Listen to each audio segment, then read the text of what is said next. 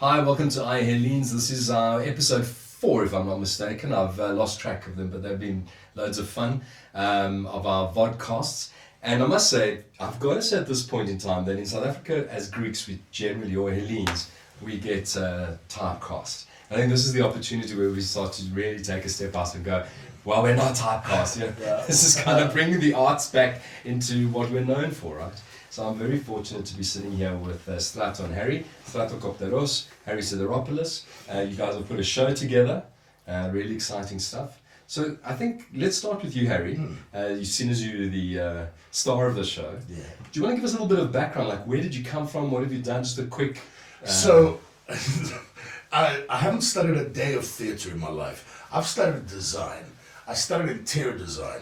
And then my parents said to me, you can't do this, you need to have a real job. And so I decided, okay, let me do it. So I did design, and then I left design and I got a job on radio on a very high profile breakfast show, and then from there onwards my career started in theatre. So I've been doing theatre now for 21 years. And live entertainment, I like live. I mean, I've done some small film work, but I prefer live. I love live, so that's my background, is creating, and I'm a foodie. I love creating food and food experiences with entertainment. So my whole thing is, I'm now 45 years old, and it's quite nice because at 45, you stop not caring after a while. It's quite lovely. And I want to create experiences, not just shows. I want to create shows that create a night out at the theatre. So that's what we've been trying to do. Strato and I have been friends for a very long time. And we've been working, this is I think our 5th collaboration. And the idea of the past couple of years is we've started pop-up concepts, where we create pop-up entertainment in spaces that are not theatres, and we turn them into theatres. And for me, that's the thrill, is that taking a space and giving you as an audience something that's very different. You're not just going to the same theatre or the same venue. You are now going into a space that gets transformed between each show. And that's so sort of innovating the arts. Innovating the arts and making it more accessible. And we know people like food, and we know that they want to have a nice drink and a good cup of coffee, because now it's all about coffees and what do they taste like. So we make sure that we have all of that on offer, so that you get a great show and you get a great environment afterwards to sit with your friends and have a great drink or a bite to eat. Amazing experience. So experience is what it's about. Yeah. Actually, I met Strato many moons ago, and funny enough, I was an actor on one on a commercial that he brought to South Africa from. It was Drambuie, actually. It was Drambuie, yeah, from Greece. From They were Greece. shooting it in South Africa. Yeah. So tell us a little bit about your background. So, having studied law and worked in retail and this, that, the other, at 30 became a freelance writer. But normally what happens is, but people, again, I never studied any of this. And normally people like study theatre and eventually kind of weave their way into corporates, because that's what keeps the funding fires going. I kind of wobbled the other way around. I got into like writing for event management and industrial theatre and corporate audio visuals. And then Harry and I were friends, and Harry, like, thank God, because I can be quite inert. Harry's one of those like, come on, maybe we should write a show. So we did one. We did Happy Shabalala, then we did The Return of Happy Shabalala. Then I did, let's do one about the Greeks, I did, let's do the whole McGill about the Jewish community. And now with this one as well, I did, come on, we've been wanting to talk about these things for a long time. So it's our 5th collaboration. He flings me into it. I always like go like, oh my God, potita pume, but it comes. So and miraculously, so he creates beautiful experiences. So it's lovely for me to be able to like contribute to that, knowing that Harry's dealing with the whole thing. And I mean, and it can't be easy, because like the script alone, like when you're an actor by yourself having to learn the script, just the script alone is hectic. Never mind having to produce it, deal with invitations, PAs, sound, one-man band kind of stuff. But that's how you got to do it in the arts nowadays. You've got to go guerrilla. Social media has opened up a way for you to access an audience directly. It's a mixed blessing. You're competing with a million other voices. The arts needs funding, the arts needs support. So everybody kind of is putting it out there. Everybody's trying to leverage their own networks, because if you can't, as an artist, like if you can't put your friends under a little bit of pressure, who else? You know what I mean? Like, 100%. Come see the show. Yeah. We're launching a new album. Bring your friends. Bring your friends to the office. Have you checked out our new crowdfunding campaign? Honestly, for this show and for most of my shows, but specifically this show, because it's a very different, difficult kind of show, I have spent less time in rehearsals than I have with everything else. And that's the reality. People think that they become stars and then, you live a life of Beyonce with a wind machine.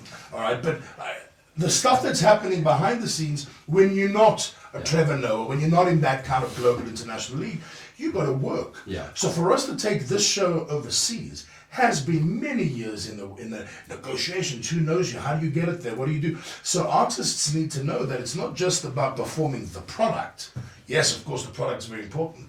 But if it doesn't have everything else around it, and that's one of the challenges, because they all think, it's very easy. We're just gonna give us some money and we'll put your logo at the bottom of the poster. I mean, we are beyond that now. Yeah. And people want experiences, and we are living in an experiential world, with the two definitions of the word. People want something more, and ironically, that's what the show is also about. People want more. A normal dinner at an Eros Ramazzotti trattoria playing in the background and a nice Napolitana is not enough anymore. Yeah. People want more. So you've got to constantly push it. And of course, with things like Netflix and the way we have access to video games and all of that. Instantaneous. The fact that I can now watch 64 episodes back to back over an entire weekend. Now you have got to try and get those people into a live situation, and they're having the same problem with Broadway. And that is why, interestingly enough though, there are one or two shows on Broadway that have surprised everyone. One of them is Hamilton, which is it's rap, all right? It's rap. But the rest of the stuff, they are now recycling movies from the 80s that were very successful to try and find an audience. Because I don't go to the movies anymore. All right? Unless it's one of those big, even the big epic ones, I have imagination, I can picture on a big screen, plasma screen in my bedroom. All right. So we're not going. So to get people out, you now literally need to really entice them. And live music, and it's hard. And live music is in exactly the same position. Live music venues closing every time the fishwives are performing. Pile again, social media, can't wait for the gig. Hashtag, can't wait. Hashtag so excited. Hashtag nearly sold out. Nearly. So, and you got to start focusing on these things. We recorded an album. It took a year because you're self-funding. Yeah, the Timmy set it aside. We've got enough for 4 shows. Everybody's working. We got a long weekend. Let's go away and record 3 songs. We got another long weekend. Another 3 songs. Oh, good. Somebody took a week off work. We got a little bit of cash in. Let's go finish the album.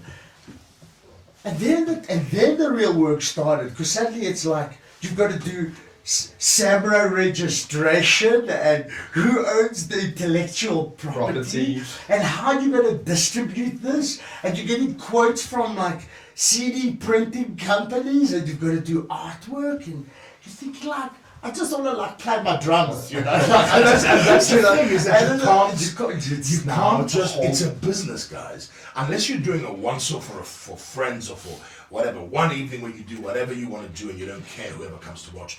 But the rest of it, it's a business, right? Yeah. I cannot be performing every night, creating a pop-up experience, if it is not financially viable. Absolutely. That's the bottom line. So creating a product is great.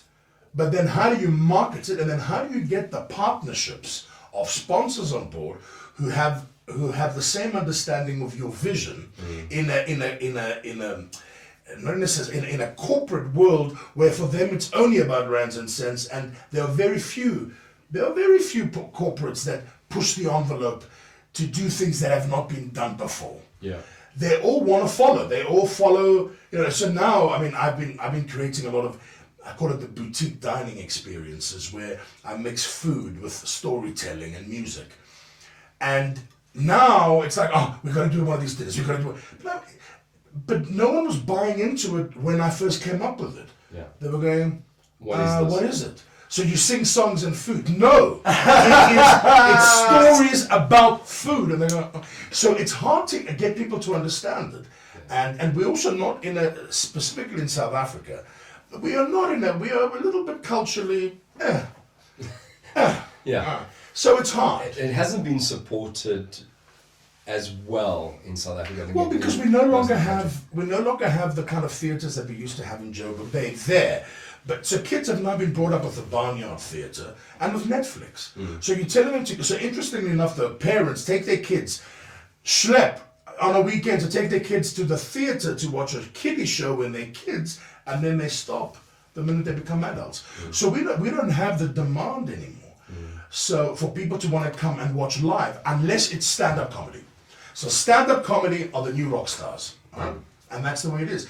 So what my style is, yes, I'm an actor, but I do comedy, but it's theatrical comedy. So it's not just stand-up. So people don't understand it until they watch it. But I think one of the biggest banes of my life is that the show that Strato and I wrote a couple of years ago called Ihellene, which was about the Greek, growing up in a Greek world. We took it it premiered in Toronto. And I was sold out. All right. Sold out. We couldn't get more seats. And in my own city, it's really hard to get the people there. So it is it's just a cultural, I don't know what it is, but I'm looking forward to the show. This is the first show that we're doing that is mapped out for a world tour. Awesome.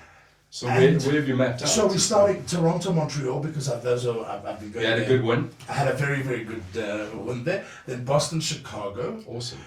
Tarpon in Florida, Vera Beach, Miami, because I did a show there. I took No Sugar Canderel Please there 2 years ago, which was a show of mine that I wrote many, many years ago, and it was retweaked called Sugar and Cream from the American audience. Right. And again, 3 nights close to sold out. That's amazing. And they don't know me, but there is a cultural, identity. They were interested. Oh, what's the story? Great. And not only that, they wanted to do a 45-minute Q&A after the show. Wow. It was astounding. It was astounding. People were listening. So it's the world is different to what we are experiencing. And how's Australia? Have you? I haven't performed in Australia, and Australia is on the cards for second part of next year. Excellent. So we've got the Jewish community, the South African community, and the Greek community, and those are our entry points. And then after that, everything else that bleeds over. But it really is for me about finding partnerships and also global partnerships. So now we've come on board for this project because we wanted to create a pop-up theatre that it's an experience. You can come, there's beautiful coffees, there's beautiful drinks, there's little snacks, street food. And no one could see it. No one could see what we wanted to do because they want shopping centres, pull-up banners, and that's what they're used to, right? Now they're going, huh? So, but the one company that really, they blew us away, Italians, I love the Italians, is Valdo Prosecco, South Africa, said, champagne, we've got to have beautiful champagne. We're going to come on board and be your sponsor. We're going to create a champagne bar for you. Beautiful. And they bought into it. And then the guys came from Italy and they watched it, from head office, and they went, this is fantastic, this we must do again. So it's really about being a businessman when you're in the arts. Yeah. Unfortunately, that is a bigger chunk than the art. Well, this is the big problem. Fundamentally, part of the reason why I converted at 29, 30 that it was, into then deciding to get into the business world was because I thought I'd probably make a lot more money if I'm on the back of the camera instead of the front of the camera, essentially. Yeah. But I also saw that there was a big gap in the arts. A lot of the creatives don't get the business world, right? So you're in a fortunate position, and I think a lot of Greeks are in the fortunate position that we're able to jump between the two and understand the two, but very difficult for you as a creative to be able to understand the business world because it is it's a different world and to the arts. And the business world is changing, and the business of arts is fundamentally changing, and that's what's both quite challenging and quite interesting in music. It was interesting when we were printing our CDs. Yes. They said, "Well, do you want the barcode?" And I said, "Well, what for? What's it for? Yeah. Like, what for? We're never going to retail. You're not going to walk into Musica and see your CD there. You're now selling CDs at live gigs. It's online, digital downloads, beautifully printed flash cards or flash things. You've got to do it differently. You've got to think about how you promote it. Crowdfunding has given a lot of bands the opportunity to actually get products out. That's what we're doing now. But again, it's almost got to, it does depend on networks, and very often the arts depend on human interactions and people that love you initially, like taking the punt and going, Harry's got a new show, let me share. Strato's releasing a new album with the Fishwives, let me share, let me go on, let me make a $10 buy of a digital download. Let me like tell 10 of my friends and put a group together that goes to the theater. Let me share it. And you, unfortunately, when you're in the arts, it's not a grudge purchase, but it's not a forced purchase either. No. So on some level, it really does depend on like people that know you, that love you, that know the work, that have experienced it, to like start spreading it a little bit until you can reach some kind of a critical point. With the crowdfunding of the album, we're going like, listen, we're not like asking for charity. You can buy experiences, you can buy the album, you can buy a physical copy, you can get a digital download. It's like almost So what like are the physical experiences? Tell us about that. So in crowdfunding, they say that like You go for a walk with Strato. no joke. That was with Lizzie. That was with Lizzie. So it's various things. So there's the digital download of the album. There's the flash stick. There's the CD, and then obviously there's other crazy experiences. The one thing that so we offer for $1,000, we'll go and play at an old age home, because we really believe that like music like really means so much to pensioners, and they're bereft of that. They're always like stuck in these retirement homes. So for $4,000, we said, you know what, whoever's got the money and the mayhem, we'll go play in the traffic. We'll set it up next to Duval Drive, and we'll play for Cape Town going home. They like we each have little superpowers. Sarah is an animator, so she'll do a little animation. I can do Greek cuisine. I've been learning from Harry, so I've offered like Greek meals. All of these kind of things. The artwork poster, like the poster artwork, because the band designs everything. Lizzie and Sarah are like, they're both right. They design, they draw. Everything is like very guerrilla. So with us, it's been quite interesting in that there isn't like a Fishwives brand logo. It like changes every week. It's a different artwork per gig, but that's that dynamic. So that's what you try and push in a way, you know. Yeah. You are trying to be different. You are trying to be fresh. The worst question you can be asked is, what genre of music are you?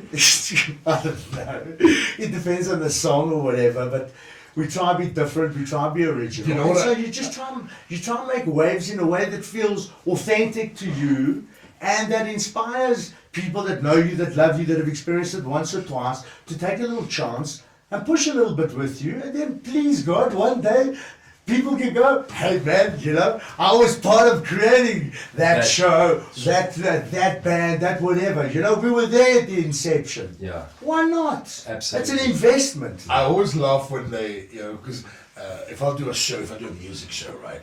And obviously it's budget. So, I mean, you know, you can't always have musicians. Musicians cost. And it's not that they charge you too much, but, you know, when you've got a 10-piece, 15-piece band, it costs, right? So you do it like with a piano or, you know, like one or two instruments. And they go, yeah, it's just like a piano. But Lady Gaga does a concert in Las Vegas only with a piano, and everyone goes, oh my God, she was performing just with a piano. Yeah. It's like, you know what I mean? It's like, so it is, you kind of got to educate, you've got to, and I think with having access to everything in the world, now at a click of a button, you can literally have whatever you want in your bedroom, on your toilet, in your car. So why must I go and watch a live show? But for me, something that's very important is human interaction. Yeah. And we talk about it in the show, is that we have never been so connected, and we've never been so connected, and yet we haven't been more disconnected in the world. Yeah. So there is nothing better than a live experience where I'm sitting at you, looking at you in the eyes, and I'm telling you a story. And it's important for me because I don't. If all of that goes, then I must literally pack my bags and go and live in Peru, making bamboo harps. I don't know, because that's all we have. That is true. And for me, I want to create an experience where we can sit down and I can look at you as an audience member and tell you a story. And I still believe that, now they're talking about creating robots, or they are in China, that will take up the mundane jobs of someone stamping or whatever. And I go, yes. But at some point, we still need humanity to do some things. And the art is about that. And you can look at it any way you want to. But the bottom line is, there's no time for the arts. Then you must stop listening to music. You must stop playing all those animated games, because that all comes from artists. You must stop. All the stuff that everyone entertains their free time with now comes from artists. The series you watch, all right, the movies you watch on the big screen, everything you play with, all the little games on your phone, all of that is art. That's what it is. All right. So we need to relook at how we position it and how we start oxygenating the arts again, and to create like an incubator. And it can only come from companies, like when I go to Greece. So I spent 2 years, two 5-month periods in Greece, and I was astounded at, in the middle of a crisis, the theatres are full. And I'm talking about from comedy, musicals, all the way through to serious dramatic works, all right? Because it's part of the Greek DNA. It's part of the Greek DNA. Arts is part of the Greek DNA. When they go to Epidavro, it's part of their DNA. There was free concerts in the libraries. You couldn't get in. All right. It's part of their DNA. We don't have that here. All right. And what's astounding is there are corporate companies in Greece that are supporting the arts, because so all of a sudden you've got Vodafone support. Do you try and get Vodafone here? Yeah. And I think also, there's another reality in the arts, and that is that one needs to, you have to become your own, you've got to become your own leader, because we're living in a country where, I'm a white male. So what does that mean? How does that translate, into my audience? How does that translate into business decisions that are made on a corporate level? Do we fund this man or do we fund that? All of those things play a part. It's not just about, I got a shower and I want to put it on. Yeah, it is a bit more complex. It's a lot more complex. We've got our own social, political complexities in South Africa. Yeah, which is why you've got to go around. But you probably find that Hellenes around the world probably have their own sort of social, political, battles. But what's nice to hear is that Greece has maintained the arts. Oh, it's astounding. It's astounding. I don't think we get to see enough of it. But you see that in live music too. We were there with Lizzie for 7 weeks, and what you see is a lot of people with guitars on their backs, a lot of busking on the street. There's almost this understanding that like nobody's going to chase the dollar anymore. It's almost unattainable. Yeah. And so there's like this, well, if we're not going to produce, let's create. Both in Thessaloniki and in Athens, we discovered entire buildings, these palais biotechnies, those Yes. like almost like small industry abandoned, where bands have now taken over these buildings, and different bands have got different rehearsal rooms. So we were walking, we discovered the one in Thessaloniki, because you're walking past the building and suddenly you hear somebody, and you can hear when it's live, Ophelia. So you hear a violin playing. Next minute somebody's doing voice, somebody's like, there's a little jam, and you're like, what's going on? Yeah, what's going on? It's amazing. And you realize that, and then knowing that this was happening, they put us onto one that was in Athens as well. And these guys all had different rehearsal rooms, and once in a while they have like the entire building throws a little festival where it's like a red party. You know what I mean? Like people go and they can experience different bands and live music in Greece in the middle of a crisis. They'll come to the gig, they'll pay €3 to come in, nurse another beer for 4, catch the night bus home for 2, but they'll come out and they'll support live music. Yeah, it's astounding. But It's even, really but even astounding. in that is innovation, right? So that's an innovative way of dealing with a crisis. Innovation Where they is took really over, The and that's I think something we it's were a talking keyword, about earlier. It's a keyword, innovation. And it is a buzz, and what does it mean in the arts is quite an interesting discussion you were talking about. Well, I think what you've done. also, we talk about innovation in the corporate world. Let's leave the arts for now. I mean, so many, because one of my sections of my company is also creating experiential corporate experiences for the corporate market, right? And some of them entail talks and fun things. It's all about entertainment, right? And they go, oh, Harry, things are really bad. We've got to make our staff laugh. And you go, if you like him, well, I'll make your staff laugh because I'm good. But the bottom line is, like, once they leave the room laughing, they're still going to be faced with their reality of the shitty kind of environment that you have got in place for your staff. Yeah. So how do you push them, but by inspiring them, but like truthfully? Yeah. I hear these, I mean, I do, corporate events where they say, guys, we've done very well, but next year we've got to push more, we've got to push, we've got to hit that target, we've got to do it. That's not going to make anyone want to get up. And get excited. How are they going to get excited? How do you treat them? Yeah. All right? How do you pay them? All right? And kalosini, kindness, philotimo, that beautiful Greek word, philotimo. You're expecting people to go beyond the call of duty for your board of trustees, all right? And you don't give a shit about them? Yeah. So for me, it's in the business world as well. It's just about the bottom line. Yeah. And we're not living in a world anymore that's just about the bottom line. So corporate has to relook at the way that they do things and the way they treat people. And you've got these managers, these CEOs who arrive in quickly. They've only got 15 minutes because they are very busy human beings changing lives, aren't they? And then you've got your 300 people that are clamoring in because he only has 15 minutes before he gets helicoptered out. And you go, me sitting there as a corporate employee, am I going to want to go beyond the call of duty for you for the 15 minutes before you fly in your helicopter to go to your 7-star safari lodge? It's that. We've got to stop. And also in South Africa, because of the socio-political environment, we have to change the way we see things. And we talk about it in the show. People, we talk about social media. People now have a voice and they're using it. Guys, I'm looking for luxurious accommodation in Umhlanga. And must have a maid who doesn't steal. I mean, like, for God's sake. Yeah. We're living in this world and we've got to adjust. And how do you adjust? You adjust in your microcosm. That's where you start. I'm not going to change the world, but I'm certainly not going to tolerate certain behaviors in my world. I have sat at corporate meetings where I've walked out and I've gone, I don't believe in what you're telling me. So I'm the wrong person for you, and you're the wrong person for me.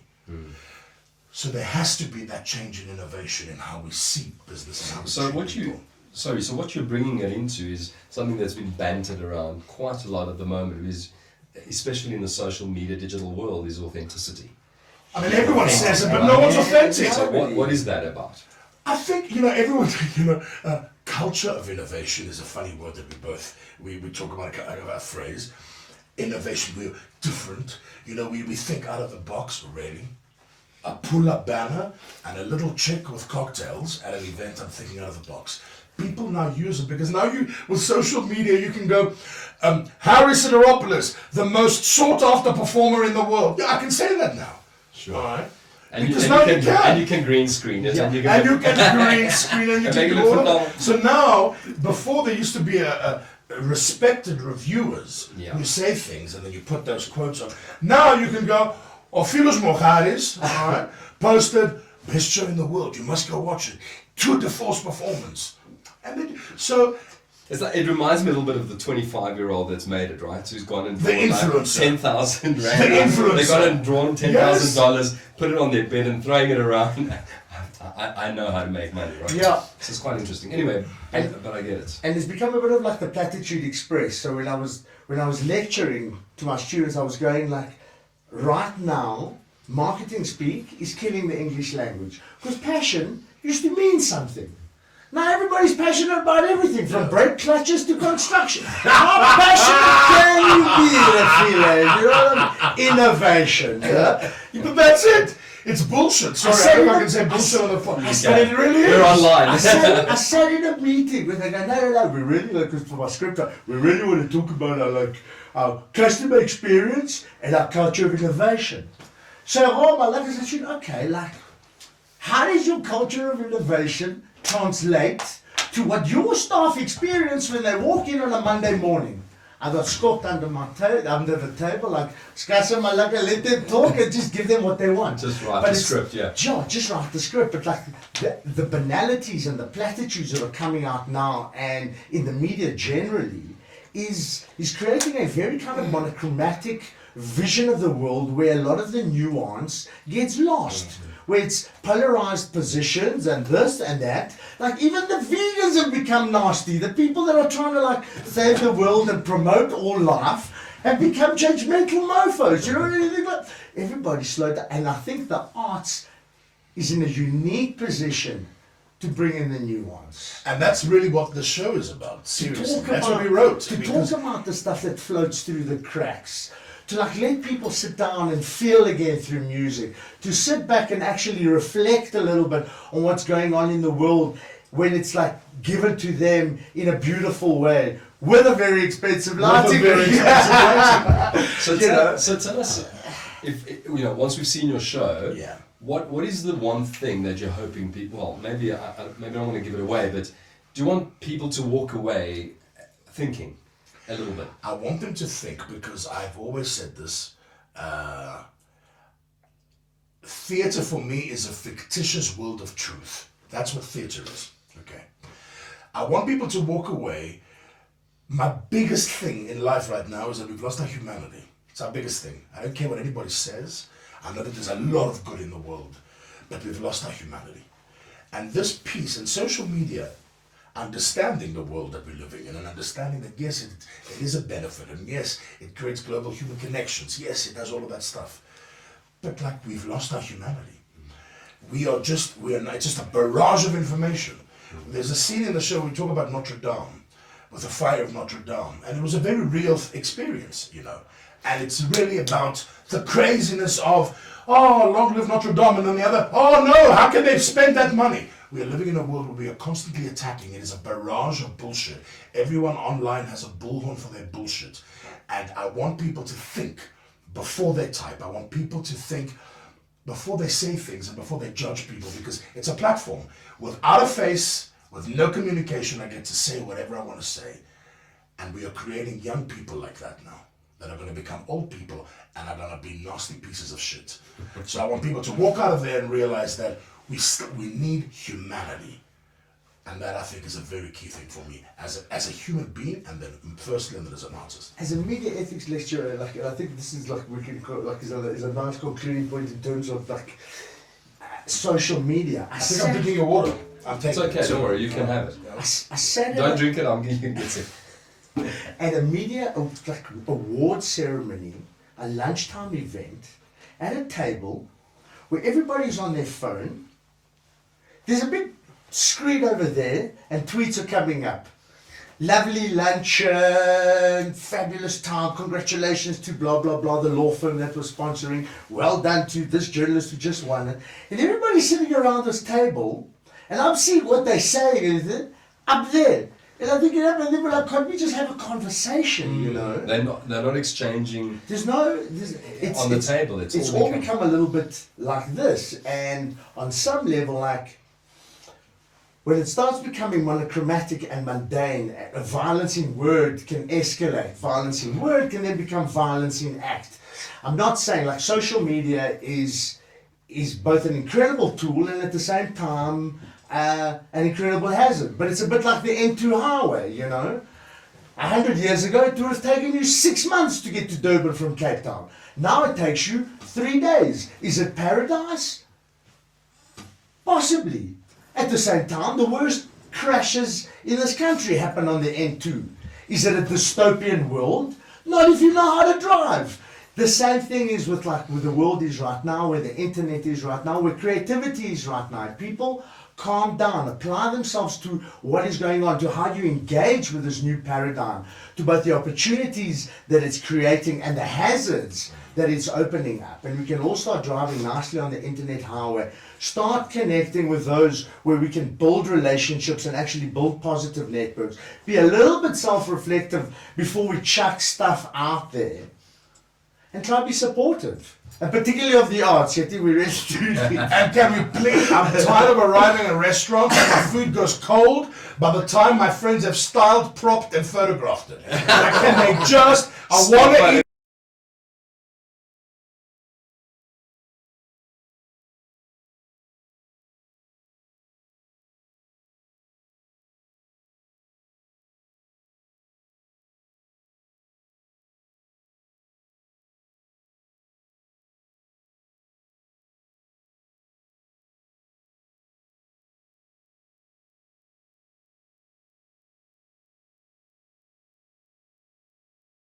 My macaronada. Just leave it.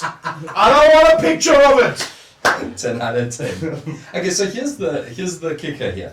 So fundamentally, we started Ihelene's with Chris and Harry, and Dee as an idea. Well, it was Chris's idea originally, but it was to kind of say, well, there's some people amongst us that have obviously done really well with the older Greek Hellenes. Now we're going into the next generation of Greek Hellenes, as the Hellenes in South Africa, and we're in a place, we're obviously highlighting people that have been successful in their sphere. What is it that you could possibly offer a young up-and-coming talent, that would want to... I mean, you were on 94.7, which was... It is the most lucrative radio station in South Africa, in fact. Sure. Yeah. One of the best commercial stations that's run in the country. You've got shows that have sold out globally. You've done all kinds of amazing things, and you're a household name in South Africa. So how do you put it back into the community? What would you be able to do to help young up and coming? Well, I would love them to come and spend a couple of days with me, seeing the behind the scenes, the reality of what it is, so that they have an understanding that once they finish varsity, because everyone thinks they're going to finish varsity and I'm going to get an agent.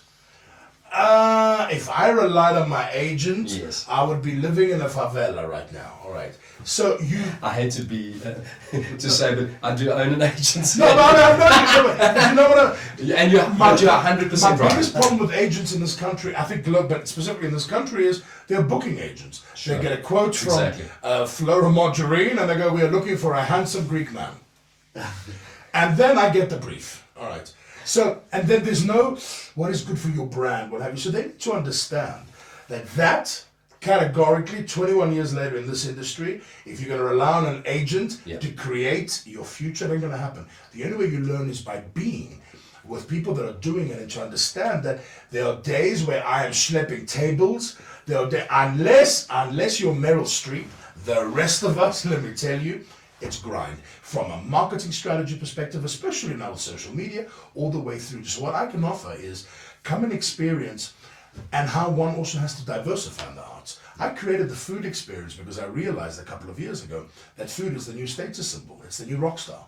So, and I love good food, right? And I love home-cooked food. So I wanted to pimp home-cooked food. I didn't want to do nouvelle cuisine. Right? I wanted to do beautiful home-cooked hearty food. But styled in a fabulous way with dry ice and craziness, right? So I do that. So you've got to realize that you can't just be an artist. You can't just want to do a Sondheim musical. Sondheim is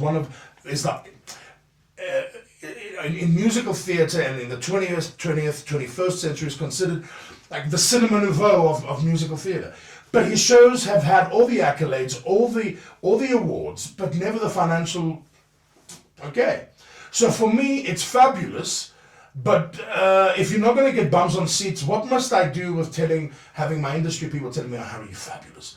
So people need to learn how to run a business of the arts and what it means. And just because you love, whatever, country, western music, is it going to be financially viable? If you want to do it for one night with pleasure, but if you want to do a run of country, western music, you've got to make sure, is there an audience? What do they like? Because at the end of the day, it's like selling this bottle of water. You might think it's fabulous. You might think that the bottle is exquisite. But if they don't think that they can justify X amount of price for this, and maybe they don't want, Aranaki fricassee water flavored Valpre bottle. Okay, so it's the same thing. Is there a demand for what it is that you want to create? Yeah, because I mean, you do voice, you do. I do acting, voiceovers, I do corporate, I do you do all entertainment, I do eventing. You do what you've got to do it all. Yeah. Unless you're very, very fortunate and even the overseas stuff is a lot of hard work to get there. Sure. Okay. Only now am I doing it in the second part of my life. Okay. So, with pleasure to come in and see and learn and do workshops. You know, but everyone now now they can be a star on YouTube. Yeah. There is a local boy who is stupid. I mean, I think even his mother thinks he's stupid, all right? He's got 231,000 followers. 231,000 followers, and he's an influencer. What is he? He's an influencer. What the hell does that mean? I'm an influencer. People, corporates are paying a fortune to a stupid 26-year-old who obviously is not stupid because he's making a fortune, all right, being an influencer, all right. Okay, so they now think, well, I'm not going to work that hard. I can do this, I can post this, People are becoming overnight hits, making money off YouTube because they're posting things that are getting millions of views. Yeah. So it's very hard people now think that they can become a star overnight, which is not a new concept. Andy Warhol did it in the 60s, 15 minutes of fame. Right. It's not a new concept. Yeah. All right. No one wants truth. Everyone wants the dream. Yeah.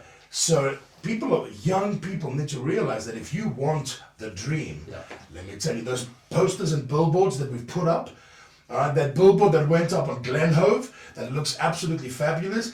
My God, did I sweat to pay for that. Yeah. That's the reality. Yeah. It's not just the billboard and the posters. All those beautiful posters that you see in the entrance of the foyer when you come in, that are mounted magnificently on foam board at 900 Rand a foam board. All right. And there's over 15 of them. Yeah. That's the reality. Yeah. Someone's got to pay for it. Someone's got to pay for it. So you're prepared to put the time. I'm prepared to put the time with young artists. Come and spend some time with you. And Absolutely, just get to learn. Yes. So what we'll do is we'll let you get hold of us on our channels, and you can just come and meet with Harry. Pleasure. We'll filter it and Yes. get some youngsters to talk to you. Strato, you're in Cape Town. I'm in Cape Town. Yeah. So, you go for a walk. so the same applies for you. You know, I mean, you're in the music world, but you scriptwrite, and you've been doing it for corporates for a very long time. For a very long Tell us what you prepare to do for some young Hellenes. I mean, in Cape Town, I suppose. You know, or wherever. Wherever, because I mean, this you can teach, this you can help remotely as well. I think writing is, and I've taught writing for across formats. I've lectured television writing at AFTA. But the written word is very important in today's day and age, particularly given the fact that so much direct interaction is now being facilitated by technology between people. Yeah. So like I used to teach the television students at AFTA, I said, in the old days you used to write a pitch for your show to give to a commissioning editor at the SABC or another broadcaster to try and get the funding to make it so it could be broadcast. The world has changed. Now you write a proposal so that people can understand that vision, and you can find collaborators that are willing to come in and work with you to create content which you can then, whose dissemination you then also in a position to drive. So writing is a crucial skill. And unfortunately, I think sometimes hip-hop has ruined it. Because as a lecturer, my personal record is a 10-line, single-sentence, unpunctuated paragraph. And you gotta think, this is not a hip-hop song. Make points. Break it up. Take my hand. Lead me along the way, you know.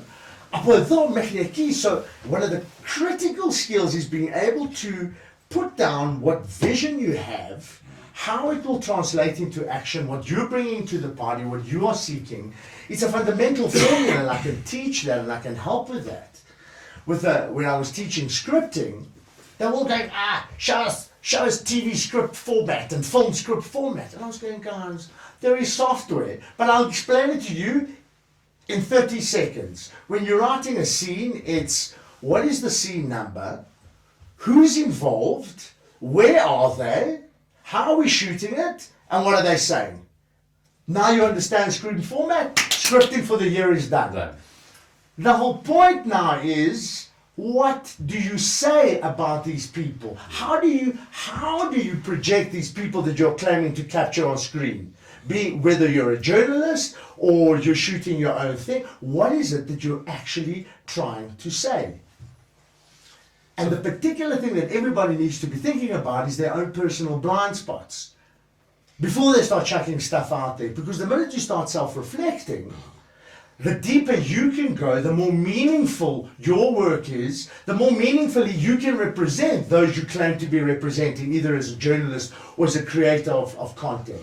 So that kind of thinking around how you either present your own vision or what you're creating for young people, I love to teach that. I lecture that. I would love to share that. So, and you learn a lot from youth. I'm not one of those 45-year-olds who go, youth, I don't know. No. There's stuff that they come to the party with that's amazing because they are wired in a certain way. Yeah. But I'll tell you one last thing is that reality competitions, The Voice, Idols, all of that, create this false perception of what it is to be a star. So what happens is the winners in South Africa that I have worked with in corporate shows arrive expecting and demanding. So they must ride the wave because it's going to last about a year to a year, if they're lucky 2. And then it goes back to reality, and it's happened with all of them. So they've got to understand that, yes, now, because they're on TV, wherever they go, from a shopping center to the Shell garage to wherever, they'll get stopped everywhere. Enjoy that.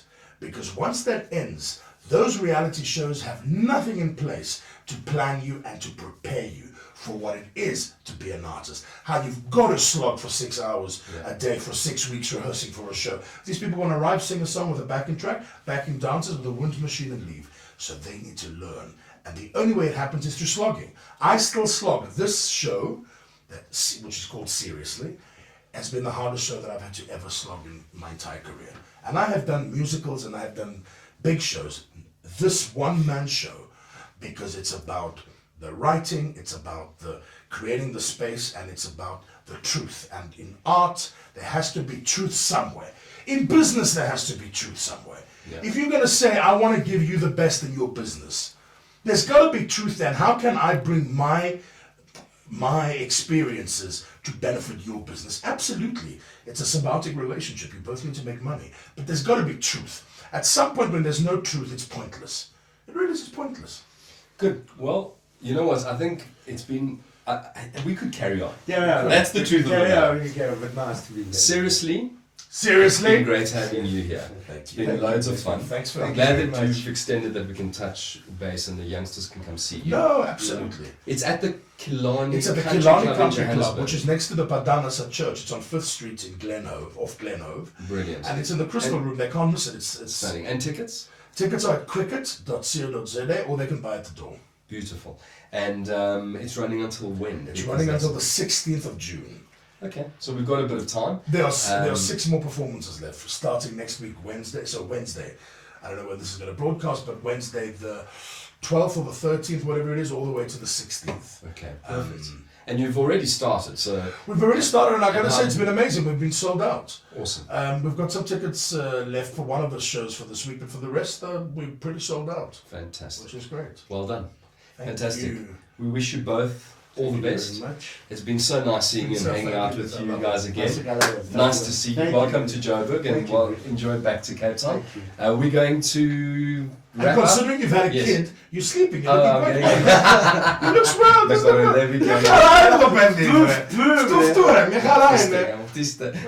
Lipon, we'll be coming to you with the next batch, either Chris or Harry. And I hope you enjoyed hanging with Harry Sideropoulos and Strato Copteros.